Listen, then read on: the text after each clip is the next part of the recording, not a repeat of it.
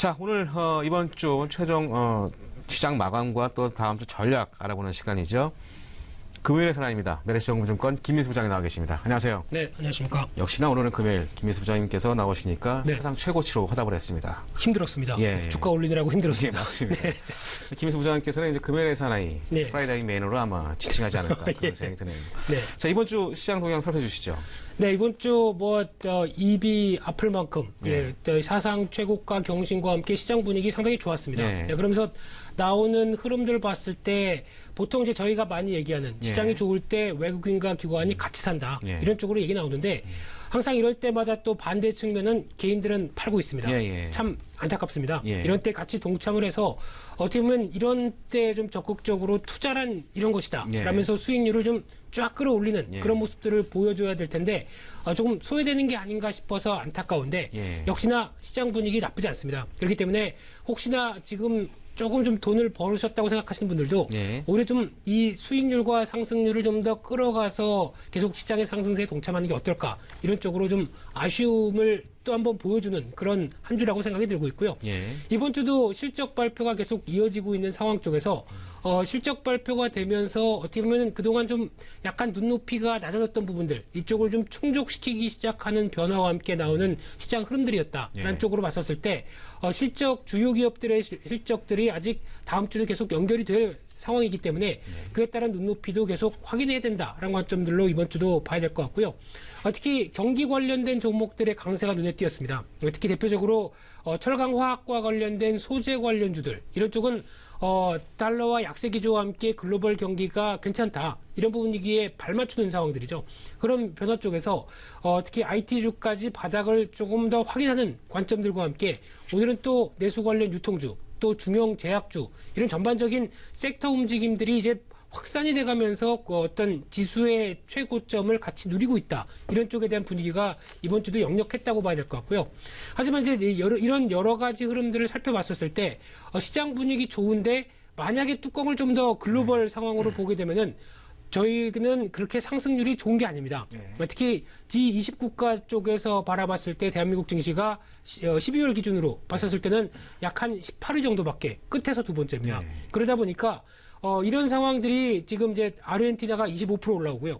터키가 14%, 러시아가 13% 이런 수준이라고 한다면 신흥국이 달러와 약세로 인해서 전반적으로 다 부각을 받았다. 그런 관점들이 가장 큰데 국내 증시는 이를 좀 올랐다고 하더라도 좀 아직 목마르다라는 표현이 더 맞지 않을까 생각되고 있는데 이런 변화가 조금 더 이끌어져야 되지 않을까라는 관점으로 보게 되면 일단 국내 증시의 저평가 메리트 다음 주를 비롯해서 좀 더 속도를 내야 되지 않을까 이런 관점들도 같이 연결해봐야 될 것 같습니다. 알겠습니다. 아직까지 좀 저평가 메리트가 충분히 있다 이렇게 좀 판단하는 게 좋을 것 같습니다.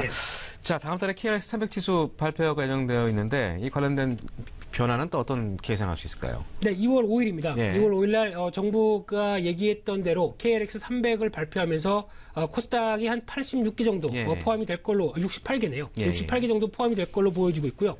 그래서 이제 통합 대표 지수로 한번 충분히 활용하지 않을까 이런 쪽에 대한 기대감이 높은 상황들인데 보통 이제 통합 대표 지수가 되게 되면은 지금 이제 코스피 200 같은 경우는 어떤 패시브 자금이라고 그러죠. 지수를 추종하는 자금이 약 한 40조 원 가까이 됩니다. 그렇게 되면은 이 안에 편입된 종목들, 대표적으로 코스닥 종목들 같은 경우는 이를 충분히 반영하면서 움직일 가능성이 높지 않을까로 시장은 바라보고 있는 상황들인데 거기다가 또 1분기 중에는 코스닥 150 옵션까지 신설이 될 걸로 보여지고 있고요. 그렇게 되면은 코스닥도 이제 선물과 옵션들이 다 같이 이어지면서 나올 수 있는 변화다라고 하게 되면 일단 파생 상품도 같이 커지는 쪽에 대한 기대감도 크다고 봐야 될 것 같은데 일단 이런 상황 쪽에서 좀 과연 어떤 종목들이 편입될 것인가 이런 쪽에 대한 흐름들로 봤을 때 일단 지금 기준으로 보게 되면 코스피 200에서 편입되지 못했던 금융주가 좀 더 들어가지 않을까. 거기다가 코스닥 150 내에 총 상위 종목이면은 여전히 바이오 헬스케어가 들어가는 게 유력하지 않을까 이런 쪽으로 바라보는데 여기서 중요한 부분들은 이제 KRX 300 관련돼서 편입되는 종목이 아니라 이 KRX 300을 얼마만큼 시장에서 많이 활용하느냐가 더 중요하지 않을까 생각됩니다. 특히 연기금이나 정부 쪽에서는 아무래도 이를 통해서 어떤 벤치마크로 활용하겠다는 의도는 좋은데 일단 지수 활용도가 그만큼 떨어진다라고 하게 되면 오히려 편입은 유명무실해지는 효과가 나올 수밖에 없기 때문에 오히려 KRX 300이 저희가 뭐 방송을 하면서도 코스피는 얼마 올랐고 코스닥은 얼마 올랐다가 아니라 오늘 KLX 300이 1% 올랐습니다라고 명쾌하게 나오면서 이를 대표적인 국내 지수로 끌고 가느냐 이 부분이 가장 큰 핵심이라고 생각됩니다. 예, 알겠습니다. 최근에 뭐 IT가 좀 부진하면서 안 좋았습니다만 SK 하이닉스가 지난해 사상 최고 실적을 기록하면서 반도체 업황에 대한 우려가 좀 가신 모습입니다. 삼성전자도 최근에 240만 원을 저점으로 해서 좀 반등하는 모습인데 IT 관련주들 시장과 전망은 어떻게 보고 계십니까? 일단 바닥은 확인했다. 하지만은 이 바닥을 확인한 만큼에 대한 변화가 그 다음에 탄력적으로 가느냐 이 부분에 대한 숙제는 일단 이제 1분기에 대한 전망들과 함께 같이 맞물려질 가능성이 높기 때문에 조금 더 시간은 필요하지 않을까 생각되고 있고요. 일단 이제 2016년도 말부터 IT 업종들이 시장을 주도했기 때문에 그래서 특히 작년 이맘때가 생각납니다. 작년 이맘때는 삼성전자 없으면은 주식하지 마라. 그렇죠. 이런 쪽으로 얘기를 했었었죠. 그런 상황들인데 1년 만에 분위기가 바뀌었다는 얘기는 그만큼 1년 동안 상승하고 부각을 받았던 거에 대한 피로감이 좀 쌓여있다. 라는 쪽으로 바라봐야 될 것 같고요. 거기다가 이 환율에 대한 부담감들도 4분기 실적에서 충분히 보여줬기 때문에 이를 얼마만큼 뛰어넘고 나올 수 있는 실적을 올해도 보여주느냐 이 부분이 가장 큰 관건이라고 보여지는데 그렇게 되면은 이런 어떤 실적 흐름들을 확인을 해야 주가도 움직일 수 있다는 관점 쪽으로 바뀌지 않을까 싶으면은 시간이 조금 더 필요하다고 봐야 되겠죠. 거기다가 최근에는 또 아이폰 관련된 논란들이 상당히 많았죠. 특히 아이폰 10 관련돼서 여러 가지 배터리 관련돼서 어떤 성능을 일부러 저하시켰다. 그러다 보니까 안 팔린다. 이런 쪽으로 나오는 상황들이고요. 그러면 이제 아이폰도 앞으로 이제 애플이 어떤 전략을 가져가느냐. 즉, 아이폰 10이 안 팔리니까 싸게 파느냐. 아니면은 다 단종시키고 새로운 모델로 새롭게 들어오느냐 이런 쪽에 대한 변화가 이어진다고 봐야 될 것 같은데 그러면 아무래도 제가 보기에는 새로운 모델 쪽으로 가닥을 잡지 않을까 그렇게 되면은 일단 기존 관련된 쪽으로는 어떻게 보면 이제 썬큰 코스트죠 매몰 비용 쪽으로 처리를 한 뒤에 새롭게 이어진다고 한다면 지금 아이폰 관련된 종목들이 단기적으로 낙폭이 커졌지만은 새로운 모델 쪽으로 적용시키면서 나온다라고 하게 되면 또다시 기회도 될 수 있다라고 생각됩니다. 그런 관점에서 일단 이런 부분들은 단기 가격 낙폭 과대 이후에 어떤 변화의 기대감들도 같이 어떻게 보면 기회도 같이 있다는 쪽으로 바라보셔야 될 것 같고요. 또 하나 지금 나오고 있는 통상에 대한 우려감들 이번 주 또 하나 중요하게 많이 작용했던 부분들이 이 세탁기 관련된 세이프가드 관련된 논란들이 상당히 많았었죠. 맞습니다. 거기다가 지금 다음은 냉장고 아니냐 이런 쪽에 대한 불안감과 반도체에 대한 흐름들까지도 같이 연결되는 상황이다 보니까 이런 어떤 통상 압력에 대한 부분들도 어떻게 보면은 여러 가지 흐름들이 무겁게 자리 잡고 있다고 하더라도 올해 실적세만 그래도 작년에 강한 성장세를 이어서 올해도 이런 흐름들을 보여준다라고 하게 되면 일단 서서히 반등 기조는 맞춰갈 가능성이 높다 이런 쪽으로 바라보셔야 될 것 같습니다. 네, 알겠습니다. 코스닥 시장에서 이제 연기금 역할이 좀 중요한 것 같습니다.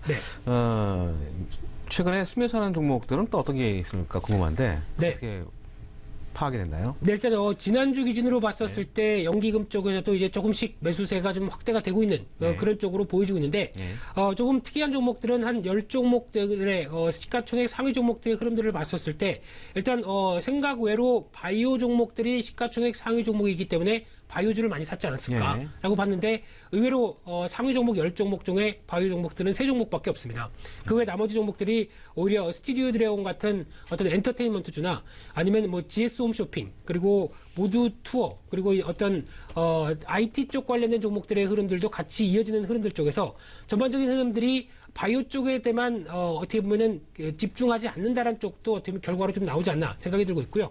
이런 관점 쪽에서 연기금이 매수세를 확대시켜가는 종목 중에서 조금 더 눈여겨볼 종목들 같은 경우는 일단 KG 이니시스 같은 경우도 매수세가 확대가 되고 있는 상황들인데 전자상거래 관련된 쪽에 대한 흐름들, PG 관련된 결제 흐름들이 일단 실적 흐름들에 따라서 좌지우지 됐다고 하더라도 여전히 성장세는 이어진다라는 관점 쪽으로 봤었을 때 올해에 대한 성장세의 무게를 맞춘다라고 하게 되면 주가의 흐름들 관심 있게 봐야 될 상황이라고 생각되고 있고요. 또 하나 모두 투어 같은 경우도 연기금이 매수가 들어오는 종목들인데 최근 들어서 중국 관련 소비 관련된 종목들의 호텔 신라, 또 여행 관련된 하나 투어 이런 쪽에 발맞춰서 모두 투어도 추세 흐름들 나쁘지 않다라는 관점 쪽에서 계속 관심 있게 볼만한 실적과 함께 관심 있게 볼만한 그런 종목이 아닌가 생각됩니다. 네, 연기금의 KG 이니시스와 모두 투어를 최근에 좀 탑픽 종목으로 손꼽아주셨고요. 관심 있게 보시기 바라겠습니다. 네이버 실적 발표가 최근에 좀 된 것 같은데 관련된 최근에 압수수색 얘기도 있고 여러 가지 많이 있는데 관련된 포인트를 좀 한번 짚어주시죠. 네, 일단 실적만 보면서 말씀드린다고 한다면요. 실적 잘 나왔습니다. 지금 사상 최대 실적도 한번 어제 발표했던 실적들이 경신했다라고 발표를 하고 있고요. 그와 관련돼서 실적 흐름들을 좀 살펴봤었을 때 네이버의 실적, 특히 인터넷 공룡이라고 그러죠. 국내에서는 인터넷 관련된 어떤 가장 탑한 기업으로 보시면 될 것 같은데 네. 여기서 나오는 어떤 전략적인 변화에 따라서 나머지 코스닥 관련된 기업들도 영향을 끼칠 수 있다라는 네. 쪽으로 봤었을 때 일단 네이버 관련된 쪽에서 광고가 여전히 실적을 견인했다라는 쪽으로 바라보고 있는 상황들이고요. 광고나 비즈니스 플랫폼 관련된 사업 부문들이 15% 성장했다는 쪽으로 보여주고 있고 거기다가 네이버페이나 클라우드 같은 IT 플랫폼이 80% 이상 성장을 했다라고 보는 흐름이라고 한다면 일단 지금 과거에는 저희가 이제 광고나 마케팅 수단이 어떻게 보면 신문이나 아니면은 TV 쪽에서 나오는 어떤 매체 흐름들의 중점이 됐다고 한다면 일단 네이버가 보여준 쪽으로 의하면은 이제 이쪽도 많이 바뀌고 있다. 그러니까 즉 대세는 온라인 광고 아니면 좀 디지털 광고 쪽으로 바뀌고 있다라고 하게 되면 지금 코스닥 시장의 뭐 나스미디어라든가 인크로스 같은 종목들 같은 경우도 계속 추세 강한 흐름들이죠. 이런 쪽도 같이 시장에서 떠오르는 새로운 분야다라는 쪽도 연결해서 보셔야 될 것 같고요. 또 하나 스타트업이나 AI 그리고 콘텐츠 같은 신사업에 작년에 투자를 많이 했었고 올해도 이를 확대하겠다는 관점 쪽에서 일단 컨텐츠 분야 쪽에 1,100억을 투자하겠다고 얘기를 했습니다. 그런 관점에서 봤었을 때 일단 엔터테인먼트 안쪽에 있는 컨텐츠 쪽도 이 제약 바이오 쪽의 어떤 성장성에 떨어지지 않는 만큼 올해도 이런 강한 성장세를 보여주겠다는 관점이다 보니까 이에 따른 기대감과 함께 또 관련된 어떤 웹 소설이라고 하죠. 웹소설 같은 DNC 미디어 이런 종목들 같은 경우도 계속 추세가 살아 움직이는 종목들인데 이런 어떤 음악을 비롯을 해서 어떤 단순히 음원이 아니라 어떤 이제 이 웹툰이나 이런 여러 가지 흐름들 쪽의 컨텐츠와 관련된 종목들의 흐름들도 앞으로 기대해 볼 만하다. 이런 쪽도 코스닥 시장에 암시를 해준다라는 쪽도 연결해서 보셔야 될 걸로 생각됩니다. 네, 네이버는 올해도 사상 최고 실적을 좀 기대할 수 있을 만큼 여러 가지 다양한 신사업을 확대하고 있는 그런 상황이네요. 네. 자, 현대차 실적 발표도 했습니다. 이 관련된 포인트 좀 언급해 주시죠. 네, 일단 네이버는 좋은 실적이었지만 어제 현대차는 안 좋은 실적으로 시장에 좀 우울함을 끼얹어줬죠. 오늘도 주가가 좀 약세 흐름들을 이어가는 상황들인데 일단 보통 얘기하기를 현대차가 영업이익이 한 5조 대가 그래도 지키지 않을까라고는 생각이었는데 무너졌습니다. 4조 5천억대로 무너지는 상황 쪽에서 일단 2010년도 이후 최악의 실적을 발표했다라고 봐야 될 것 같고요. 가장 중요한 부분들이 판매가 안 되니까 실적이 안 좋다. 당연한 사실인 것 같고요. 거기다 판매가 안 좋으니까 당연히 그러면은 한 대라도 더 팔기 위해서 마케팅을 더 해야 되겠죠. 그럼 마케팅 비용이 어떤 딜러 차지라든가 이런 쪽도 더 들어가기 때문에 오히려 비용이 더 늘어난다는 관점들이고 거기다가 현대차를 좋게 보려고 하더라도 좀 파업 같은 얘기들 아무래도 이런 생산 차질과 관련된 얘기들도 엇박자가 나는 상황이다 보니까 안 좋은 모습들 쪽의 흐름들과 함께 워낙 강세까지 전반적인 안 좋은 악재들은 다 같이 갖고 있다라는 쪽으로 바라보시는 상황들인데 일단 그럼 올해는 어떻겠느냐가 또 중요하겠죠. 근데 올해는 글로벌 자동차 수요를 비교를 해봤을 때 금융위기 이후 최저치일 것이다라는 쪽의 전망과 함께 보호무역주의 여전한다고 하자면은 아무래도 우울함은 계속 커질 수밖에 없다는 쪽으로 봐야 될 것 같은데 그런 상황이라고 한다면 어떤 돌파구 말하는 데 될 것 같습니다. 그런 상황 쪽에서 그래도 글로벌 대세라고 하는 친환경차나 아니면 SUV 쪽에서 라인업이 보강돼서 적어도 상반기에 적어도 안 떨어지는 실적들을 보여줘야 주가는 좀 반전의 시도가 나오지 않을까. 그렇죠. 그런 쪽으로 바라봐야 될 것 같습니다. 네, 알겠습니다. 현대차와 네이버 실적 관련돼서 주요 투자 포인트를 언급해 주셨고요.